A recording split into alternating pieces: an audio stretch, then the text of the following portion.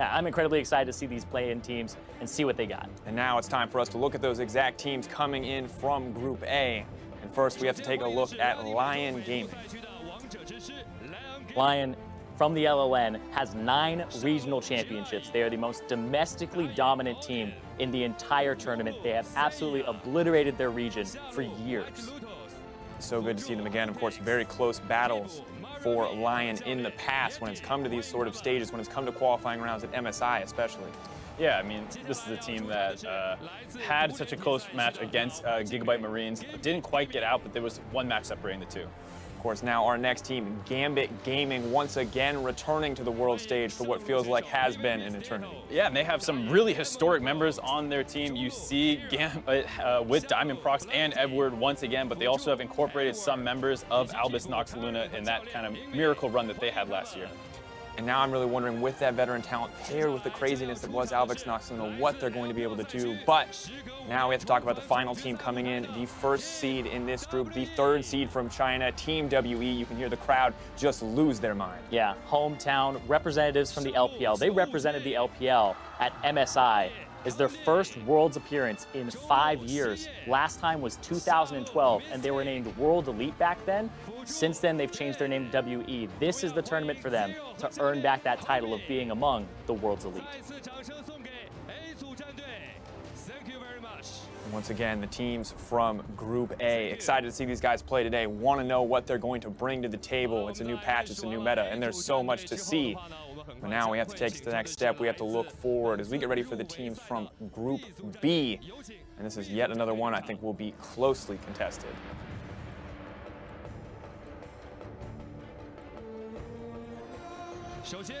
First up is, of course, the Direwolves coming in from Oceania, the OPL. And these guys, I think, a surprise appearance once again on the international stage. Yeah, I mean, they're a very old org in the Oceanic region, but they retooled really heavily in 2016, rebuilt their roster, and now for 2 splits in a row, they have won their region, and they represent them at MSI, and once again, here at the World Championship.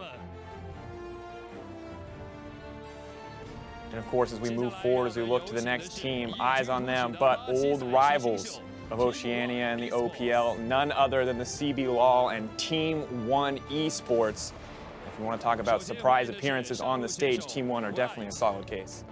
Absolutely incredible that they've made it here. A big surprise for Brazilian fans. They joined the league in summer. This is their first split as a team, and after that one split, they were able to take down Brazil's MSI representatives of the Red Canids and the infamous Pain Gaming to get here. Very surprising, I think, very impressive that they have made it this far. But of course, the final team to round out this group, I think a stranger to none for any of the English-speaking viewers, Cloud9 coming in as the 1st seed in this group, the 3rd seed from NA. Yeah, since Cloud9's inception, they have never missed a Worlds appearance. This is their 5th consecutive Worlds. And the only consistent member among all 5 of those appearances is Sneaky. It's really great to see this guy on the world stage once again. Had a little bit of a rough slip, but he bounced back right at the very end. And once again, the teams of Group B. One last wave to the fans before they take their steps off. They will be playing today alongside the teams of Group A. Really wonder what they're going to show us as well. See what we have in store here at the play-in stage. Move on, of course, excited as ever as we turn our attention now to Group C.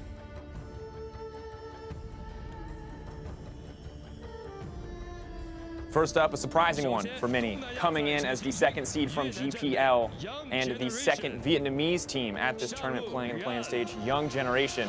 Such an amazing story for this region. Yeah, I mean, this is the first ever 2nd representative from an emerging region. And that's all off the back of the work that the Gigabyte Marines had done at the Mid-Season Invitational.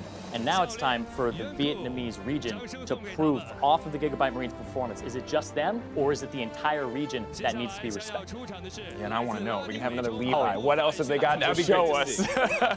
What kind of monster mechanical performances will we see? But that's no longer the focus, as Chaos Latin Gamers will be the next team to take the stage. And these guys have been up and down, but they definitely earned their spot this year. Yeah, I mean, they were relegated in spring, had to fight for their spot in the promotion tournament. They stayed in the league, and now they actually won summer, and they're representing the whole region. They upset Asurus Gaming, the representative at MSI earlier in the year, so huge, like you said, bounce-back performance for them. Of course, the final team to round it out, 3rd seed from Europe, and 1st seed in this group, it will be Fnatic representing Europe. I'm curious to see what they can bring out here, what they can show us in the world stage. And they are completely used to the world stage. This is their 6th Worlds appearance, only missing 2016 last year. But after that failure, they went back to the drawing board and they rebuilt around the Star 80 carry Reckless. So I'm really eager to see what happens here. Got the synced up fingers. They're ready. They got 3 veterans, 2 rookies. Both the rookies are there as well. They're ready. They're synced up, but Group C done. One final group remains, and there's so many groups, so many interesting stories here. But the final one I think I'm especially excited for, it is going to be Group D coming up.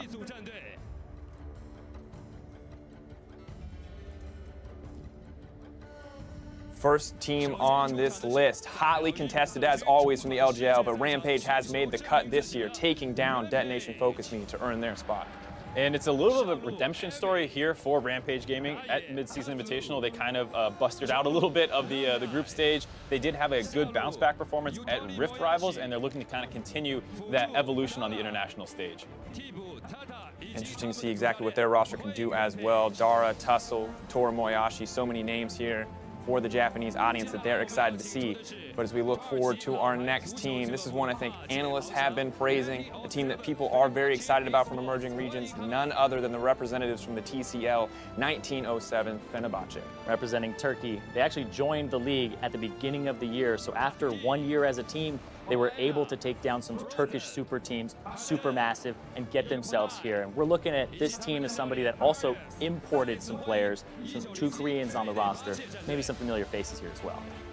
Frozen and Move, of course, stepping up onto that lineup, backed up by the veteran Cauldron. But one final team remains for the World's play-in stage, and that is none other than the 3rd seed from the LMS, Hong Kong Attitude. And this is one I want to see what these guys can do, because they surprised me when they made it here, but they definitely earned it. You're looking at this team, first thing you see is that logo. Instant win there in my book. It's instant crowd favorite. Yeah, but of course, the 3rd seed from the LMS, they actually surprised so many people because they had a late season surge. They placed 6th in the regular season, missed playoffs, but then they crushed in the regional qualifiers to get here. Yeah, some people are so hyped up on this team, they're actually saying they're probably the 2nd best representative from the LMS, so this is definitely going to be a team to keep your eye on. Yeah, putting them above AHQ, bold statements all around, but that is going to round it out. That is Group D. Crowd ready now for some games. Remember, we won't be seeing C or D until day 3 and 4. It's just groups A and B that we'll be seeing in the first 2 days.